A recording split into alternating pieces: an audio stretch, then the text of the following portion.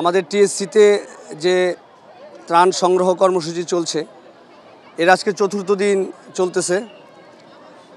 আপনারা ইতিমধ্যে দেখেছেন যে এই ত্রাণ সংগ্রহ কর্মসূচিতে কি ব্যাপকভাবে দেশের আপামর জনসাধারণ, দেশের আপামর ছাত্র জনতার ঐক্যবদ্ধ অংশগ্রহণ ছিল। আমরা শুরুর দিকে ভেবেছিলাম যে হয়তো দেশের এই ক্রান্তি লগ্নে খুব একটা সাড়া পাবো না, কিন্তু আজকে চতুর্থ দিন এসে আমরা যে অভূতপূর্ব সাড়া পেয়েছি সেটা আসলে অকল্পনীয় একটি বাস্তবতা ছিল। কিন্তু আমরা যখন আজকে এখানে 4 দিনের বিস্তারিত রিপোর্ট নিয়ে দাঁড়িয়েছি তখন আমরা বুঝতে পারছি যে কি ঐক্যবদ্ধভাবে এদেশের আপামর জনসাধারণ আমাদের পাশে দাঁড়িয়েছেন, বন্যা কবলিত মানুষের পাশে দাঁড়িয়েছেন। সর্বোপরি এদেশের বাংলাদেশি জনগণ একে অপরের পাশে ঐক্যবদ্ধভাবে দাঁড়িয়েছেন। আজকে আমরা এখানে দাঁড়িয়েছি আমাদের বিগত 4 দিনের কি পরিমাণ নগদ অর্থ সংগ্রহিত হয়েছে, কি পরিমাণ ব্যাংকিং মাধ্যমে অর্থ এসেছে এবং মোবাইল ব্যাংকিংয়ের মাধ্যমে কি পরিমাণ অর্থ এসেছে এটি আমরা বিস্তারিত আপনাদের সামনে তুলে ধরব। এরই পাশাপাশি সারা দেশে আমাদের কি পরিমাণ ত্রাণ গিয়েছে, এটা কোন কোন মাধ্যমে গিয়েছে এবং এর সাথে কারা মূলত এই ডিস্ট্রিবিউশনের সাথে জড়িত ছিল এই ব্যাপারগুলো আমরা ক্লিয়ার করব। এর পাশাপাশি আমাদের যে আগামীর কর্মসূচি, যেটি অবশ্য গতকাল আমাদের সমন্বয়ক আবু বাকের মজুমদার ঘোষণা করেছেন যে গণ রান্না কর্মসূচি সেটিও চলমান, সেটির ব্যাপারেও আমরা কথা বলবো।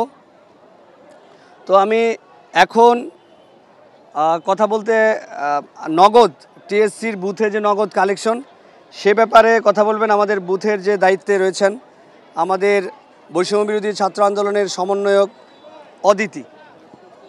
ধন্যবাদ।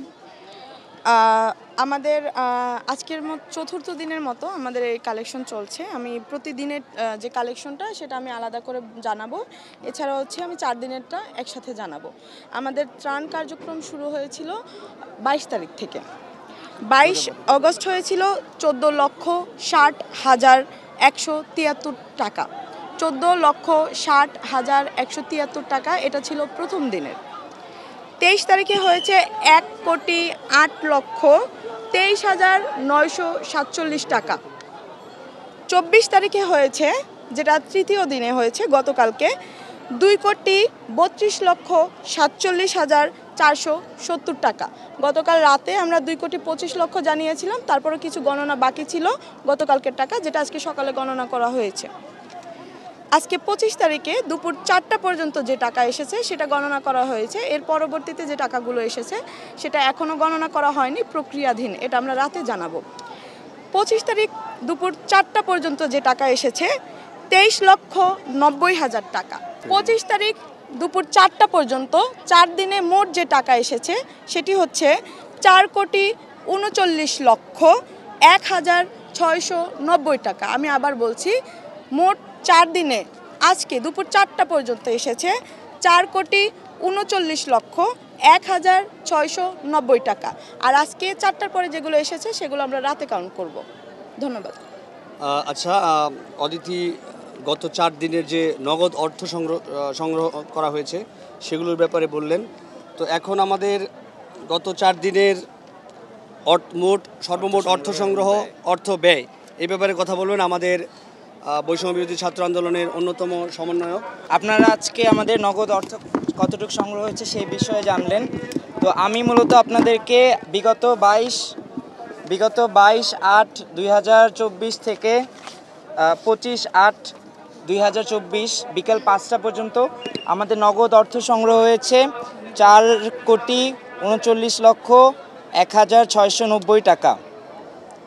এবং গত 22/8/2024 থেকে 25/8/2024 পর্যন্ত মোবাইল ব্যাংকিং অর্থাৎ বিকাশ, রকেট এবং নগদ এর মাধ্যমে আমাদের সংগ্রহ হয়েছে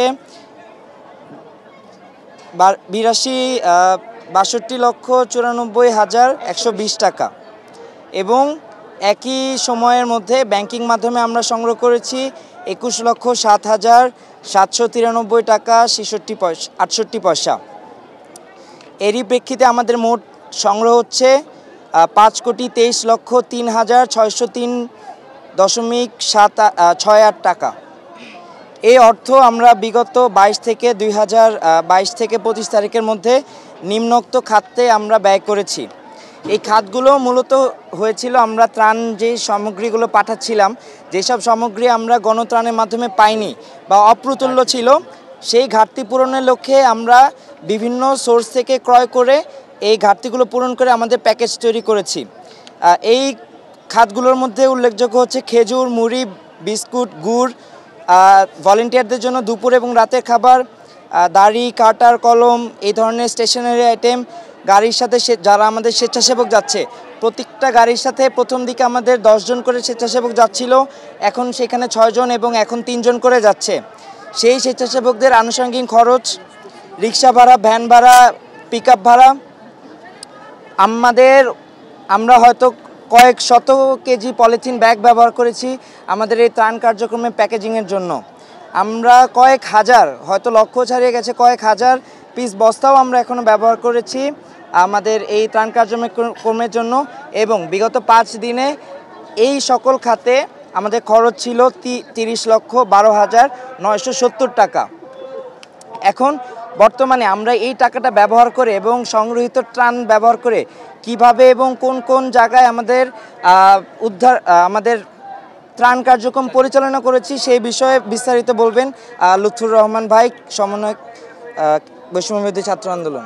গত 22 তারিখ থেকে 25 তারিখ পর্যন্ত আমাদের যে অর্থ, সব খাত থেকেই যে অর্থ সংগ্রহ করা হয়েছে এবং যেই খাতগুলোতে ব্যয় করা হয়েছে সেগুলোর বিস্তারিত রেজওয়ান রিফাত বলেছেন। আমি এখন যে ব্যাপারটি নিয়ে কথা বলবো সেটি হচ্ছে আমাদের সার্বিক ত্রাণ কার্যক্রম নিয়ে কথা বলবো।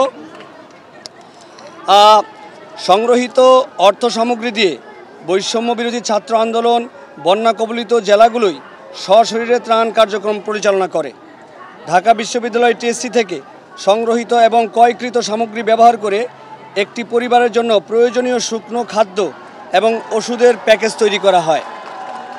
এরকম 800 থেকে 1000টি প্যাকেজ এবং 15 থেকে 30 কেস পানি দিয়ে একটি ট্রাক পরিপূর্ণ করা হয়। বন্যা কবলিত এলাকায় 22/8/2024 থেকে 25/8/2024 বিকাল 5টা পর্যন্ত যে ত্রাণ কার্যক্রম পরিচালনা করা হয় সেখানে 50টি ট্রাকের মাধ্যমে প্রায় 50,000-এর অধিক প্যাকেজ পাঠানো হয়েছে। আমি আবারও বলছি, বন্যা কবলিত এলাকায় 22/8/2024 থেকে 25/8/2024 বিকাল 5টা পর্যন্ত যে ত্রাণ কার্যক্রম পরিচালনা করা হয় সেখানে 50টির ট্রাকের মাধ্যমে প্রায় 50,000-এর অধিক প্যাকেজ পাঠানো হয়েছে। এর মধ্যে বাংলাদেশ বিমান বাহিনীর তত্ত্বাবধানে 3000 প্যাকেজ হেলিকপ্টার যোগে বন্যা কবলিত দুর্গম অঞ্চলগুলোতে বণ্টন করা হয়েছে এবং 3,96,500 টাকা নগদ সহায়তা দেওয়া হয়েছে। তো প্রিয় সাংবাদিক বন্ধুরা, আমাদের এই ছিল গত 22 তারিখ থেকে 25 তারিখ পর্যন্ত আমাদের নগদ অর্থ সংগ্রহ, ব্যাংকিং মাধ্যমে অর্থ সংগ্রহ, মোবাইল ব্যাংকিং মাধ্যমে অর্থ সংগ্রহের সার্বিক রিপোর্ট বলা যায়। এবং আরও আমাদের এই বিগত 22 তারিখ থেকে আজ 25 তারিখ পর্যন্ত যে ত্রাণ কার্যক্রম পরিচালিত হয়েছে বৈষম্য বিরোধী ছাত্র আন্দোলনের পক্ষ থেকে, তার বিস্তারিত আমরা আপনাদের সামনে উপস্থাপন করেছি।